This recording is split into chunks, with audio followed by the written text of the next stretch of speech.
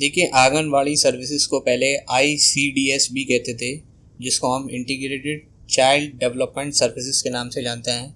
आज की वीडियो में इसी के बारे में यहाँ पर डिस्कशन करेंगे। देखिए, यहाँ पर ICDS के बारे में पढ़ेंगे कि क्या क्या प्रोविज़न है इंटीग्रेटेड चाइल्ड डेवलपमेंट सर्विसेज के अंदर। ये प्रीलिम्स के लिए काफ़ी इंपॉर्टेंट है। इसके अलावा बेसिक टर्म्स कुछ जानेंगे, जैसे स्टंटिंग क्या है, वेस्टिंग क्या है। इसके अलावा यहाँ पे मेंस के लिए चैलेंजेस देखेंगे कि क्या चैलेंजेस हैं ICDS के अंदर, जो इंटीग्रेटेड चाइल्ड डेवलपमेंट सर्विसेज हैं। अब इसको आंगनवाड़ी सर्विसेज भी कहते हैं। और उसके बाद कुछ वे फॉरवर्ड देखेंगे इस स्कीम से रिलेटेड, और लास्ट में एक प्रैक्टिस क्वेश्चन देखेंगे related to the prelims exam. तो चलिए वीडियो को स्टार्ट करते हैं। देखिए, इंडिया के अंदर स्टंटिंग के केस काफ़ी देखने को मिल जाते हैं, वेस्टिंग के केस काफ़ी देखने को मिल जाते हैं। देखिए, स्टंटिंग के अंदर क्या होता है कि जो नॉर्मल हाइट होती है पर्सन की, उसकी हाइट नॉर्मल नहीं होती, उसकी हाइट स्टंटिंग में काफ़ी शॉर्ट होती है उसकी एज के हिसाब से। यानी कि एज उसकी है 14 ईयर्स, लेकिन उसकी हाइट जो है वो काफ़ी शॉर्ट है। तो इस तरह की डिफिशिएंसी को स्टंटिंग कहते हैं। और वेस्टिंग के अंदर क्या होता है कि वेस्टिंग में पर्सन की जो हाइट है वो तो सही है, लेकिन उसका जो वेट है वो बहुत कम है, वो बहुत थिन है, वो बहुत पतला है। तो ये वेस्टिंग के अंदर आता है।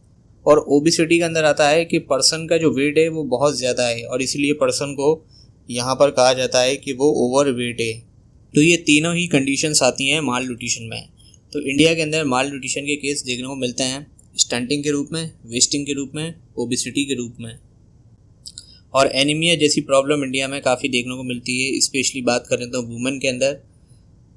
और ये एक पब्लिक हेल्थ इशू है चिल्ड्रंस के लिए और वुमेन के लिए।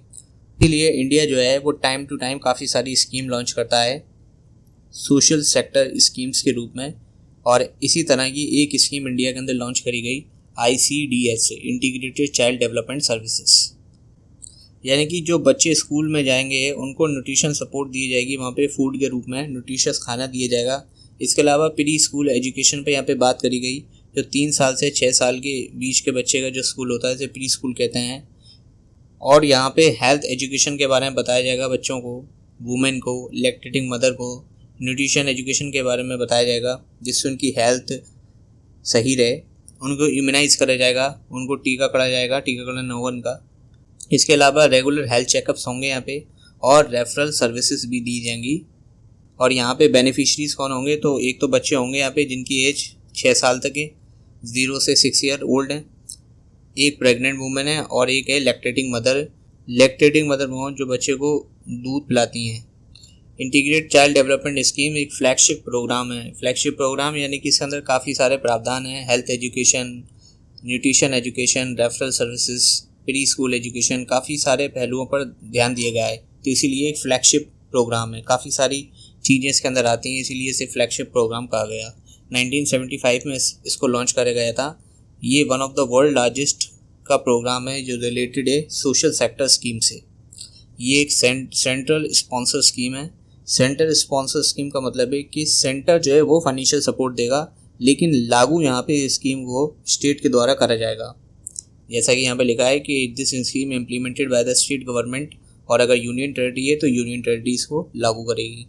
जितने भी डिस्ट्रिक्ट्स हैं इंडिया के अंदर, 700 से ज़्यादा डिस्ट्रिक्ट्स हैं, वो सब यहाँ पर कवर करे गए हैं। यानी कि उन सभी डिस्ट्रिक्ट के अंदर जो इंटीग्रेटेड चाइल्ड डेवलपमेंट सर्विसेज हैं वो मुहैया कराई जाएंगी।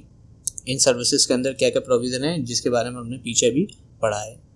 ICDS का नाम रीनेम करके आंगनवाड़ी सर्विसेज रख दिया गया, और अब ये services as a part of Saksham Anganwadi के रूप में दी जाती हैं और पोषण 2.0 कैंपेन के रूप में दी जाती हैं, जिसकी ड्यूरेशन 15 फाइनेंस कमीशन की ड्यूरेशन तक है।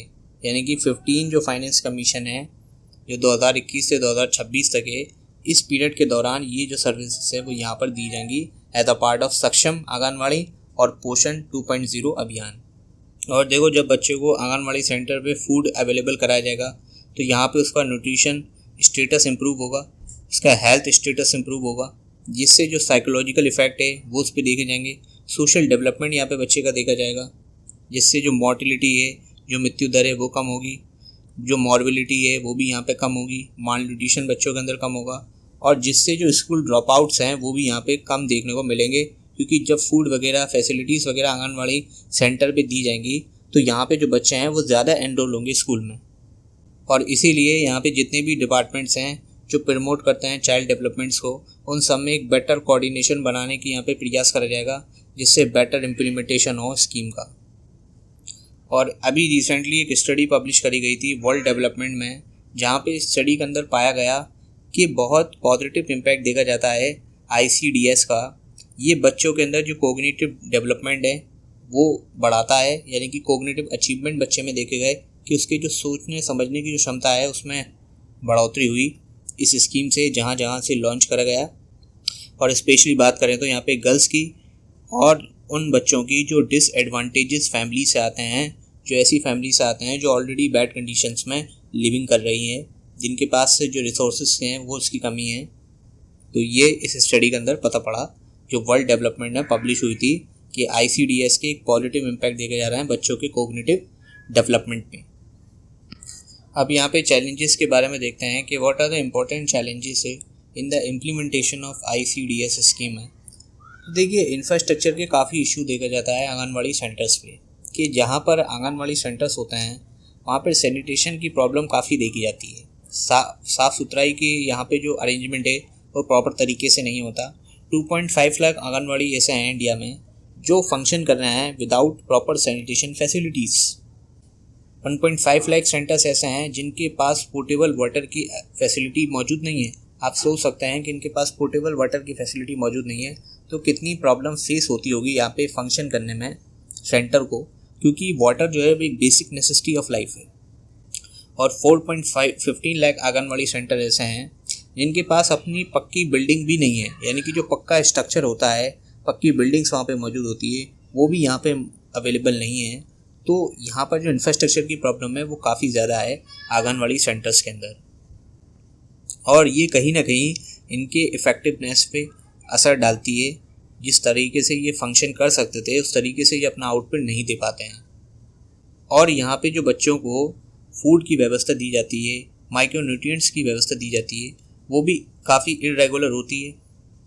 जो भी फूड यहाँ पे दिया जाता है वो पुअर क्वालिटी का दिया जाता है, और कभी कभी तो करप्शन के जो केसेस हैं वो भी यहाँ पे देखने को मिलते हैं। और जो आंगनवाड़ी वर्कर्स हैं जिनको AWWS कहते हैं, ये भी काफ़ी सारी परेशानियों का सामना करते हैं। इनको काम इतना दे दिया जाता है जिससे ये ओवरवर्क हो जाते हैं और काफ़ी काम का बर्डन होता है इन पे। कुछ नॉन ICDS ड्यूटीज़ भी इन्हें दे दी जाती हैं कि अगर इलेक्शन कंडक्ट हो रहा है गांव में तो ये इलेक्शन में हेल्प करेंगे, सर्वे जो हो रहा है तो सर्वे में हेल्प करेंगे, जिससे जो काम का जो वजन है वो काफ़ी ज़्यादा हो जाता है, जो काम का जो भार है इनके ऊपर वो काफ़ी ज़्यादा हो जाता है। और जो सैलरी इन्हें दी जाती है वो भी अंडरपेड होती है, यानी कि इनकी सैलरी काफ़ी कम होती है, और इनको जो ट्रेन कराया जाता है वो काफ़ी पुअर क्वालिटी की ट्रेनिंग होती है, जिससे जो इनकी वर्किंग कैपेसिटी है उस पर असर यहाँ पे देखने को मिलता है। और जो प्री स्कूल की फैसिलिटीज़ आंगनवाड़ी सेंटर्स पे दी जाती है 3 से 6 साल के बच्चे को, वो भी काफ़ी पुअर क्वालिटी की होती है, क्योंकि ना तो उनके पास कोई इंफ्रास्ट्रक्चर होता, ना उस एजुकेशन के लिए उस अपना कैरिकुलम होता, वहाँ पे मटेरियल भी सही अवेलेबल नहीं होते बच्चों के लिए। और ऊपर से जो आंगनवाड़ी वर्कर्स हैं उनको मल्टीपल टास्क सौंप दिए जाते हैं। कुछ नॉन ICDS ड्यूटी सौंप दी जाती हैं, जैसे सेंसस अगर कंडक्ट हो रहा है गांव में तो सेंसस में वो हेल्प करेंगे, अगर इलेक्शन कंडक्ट हो रहे हैं तो वहाँ उनकी ड्यूटी होगी। तो जिससे जो आउटकम्स हैं, जो कोर उनके ऑब्जेक्टिव्स हैं, जो कोर उनके काम हैं, वो यहाँ पे नहीं परफॉर्म कर पाते। तो ये यहाँ पे कुछ चैलेंजेस हैं जो फेस करते हैं आंगनवाड़ी सेंटर्स पे। तो अब यहाँ पे कुछ वे फॉरवर्ड देखते हैं इन चैलेंजेस को सॉल्व करने के लिए। देखिए, हम फंडिंग कर सकते हैं आंगनवाड़ी सेंटर्स को, जिससे जो उनका इंफ्रास्ट्रक्चर है उसको स्ट्रेंथन करा जाए, उसको मजबूत करा जाए। उनके पास अगर पक्का बिल्डिंग नहीं है तो पक्की बिल्डिंग दी जाए, अगर वाटर की फैसिलिटी नहीं है तो वाटर की फैसिलिटी दी जाए, इलेक्ट्रिसिटी अगर अवेलेबल नहीं है प्रॉपर तरीके से तो ये सारी जो बेसिक फैसिलिटीज़ हैं वो उनको दी जाएँ। इसके अलावा जो लोकल कम्युनिटी है उसको इन्वॉल्व हम कर सकते हैं, जो लोकल NGOs हैं, और जो भी ICDS बेनिफिशरीज़ हैं उनकी मॉनिटरिंग यहाँ पे ज़रूरी है कि उनको खाना मिल रहा है या नहीं, प्रॉपर मात्रा में अवेलेबल कराया जा रहा है या नहीं, सप्लाई उनकी कैसी है, टाइमली उन्हें खाना दिया जा रहा है नहीं। तो यहाँ पे एक मॉनिटरिंग मैकेनिज्म होना चाहिए। और अगर करप्शन के केसेस यहाँ पे देखे जाएँ तो एक अकाउंटेबल मैकेनिज्म बनाने की यहाँ पे ज़रूरत है कि अगर फूड यहाँ पे आंगनवाड़ी सेंटर्स को मुहैया कराया जा रहा है तो यहाँ पे देखा जाए कि फूड जो है वो लोगों को मिल रहा है या नहीं। अगर नहीं मिल रहा तो जो यहाँ पे अथॉरिटी रिस्पॉन्सिबल है फूड सप्लाई के लिए, उसकी अकाउंटेबिलिटी यहाँ पे इंश्योर हो, ऐसा कुछ यहाँ पे अरेंजमेंट लेके चल सकती है गवर्नमेंट। और देखिए प्रेजेंट टाइम में जो भी वर्कर्स यहाँ पे काम कर रहे हैं आंगनवाड़ी सेंटर्स पे, उनका काम बहुत ज़्यादा है लेकिन वर्कर्स यहाँ पे कम है। तो हमें ज़्यादा से ज़्यादा वर्कर रिक्रूट करने की ज़रूरत है, और जो इनको इंसेंटिव्स मिले हैं सैलरी के रूप में वो रेगुलर हों और एक एडुकेट हों, प्रॉपर तरीके से उनकी ट्रेनिंग कराई जाए। और जो भी नॉन ICDS वर्क हैं जैसे कि सेंसस कंडक्ट में हेल्प या इलेक्शन में हेल्प, ये उनके पास नहीं होना चाहिए, क्योंकि ये डाइवर्ट करते हैं उनका जो कोर ऑब्जेक्टिव है वर्किंग का। तमिलनाडु के अंदर एक ट्रायल हुआ था, एक रेंडमाइज केस स्टडी हुई थी। यहाँ पे देखा गया कि जितने एडिशनल वर्कर्स थे आंगनवाड़ी में, उससे बेटर हेल्थ आउटकम्स देखे गए और एजुकेशन आउटकम्स देखे गए। और जो बच्चों का जो मैथ टेस्ट का स्कोर था वो भी काफ़ी बड़ा, उनका लैंग्वेज का जो टेस्ट था उसमें भी काफ़ी स्कोर बढ़ोतरी देखी गई। तो ये था ICDS के बारे में, या कहें तो आंगनवाड़ी सर्विसेज के बारे में। अब एक प्रैक्टिस क्वेश्चन भी देखते हैं। Under ICDS supplementary nutritions is given to the children, pregnant women but not lactating mothers. कि ICDS के अंदर जो सप्लीमेंट्री न्यूट्रिशन दिया जाता है, जो सप्लीमेंट्री खाना दिया जाता है, वो चिल्ड्रंस को दिया जाता है, प्रेग्नेंट वुमेन्स को दिया जाता है, लेकिन लैक्टेटिंग मदर्स को नहीं दिया जाता, यानी कि वो माताएं जो बच्चे को दूध पिलाती हैं। तो ये वाला जो स्टेटमेंट है वो गलत है, क्योंकि तीनों जो बेनिफिशरीज हैं उनको सप्लीमेंट्री न्यूट्रिशन दिया जाता है, जिसमें चिल्ड्रंस भी हैं, प्रेग्नेंट वुमेन्स भी हैं और लैक्टेटिंग मदर्स भी हैं। तो पहला स्टेटमेंट तो गलत है।